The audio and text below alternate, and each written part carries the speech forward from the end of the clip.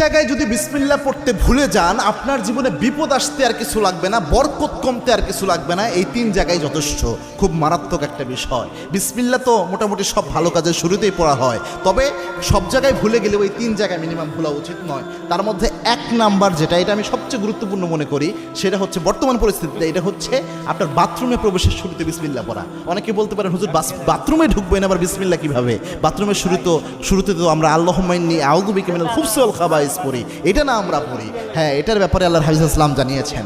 আল্লাহর হাবিব সাল্লাল্লাহু আলাইহি ওয়াসাল্লাম জানিয়েছেন, কোনো ব্যক্তি যদি বাথরুমে প্রবেশের সময় পড়ে আল্লাহুম্মা ইন্নী আউযু বিকা মিনাল খুবসি ওয়াল খাবাইস, এর ফজিলত হলো ওই ব্যক্তি বাথরুমে প্রবেশ করলে বাথরুমের মধ্যে যে দুষ্ট জিনগুলো থাকবে ওই ব্যক্তিকে দেখতে পাবে, কিন্তু কোনো ক্ষতি করতে পারবে না।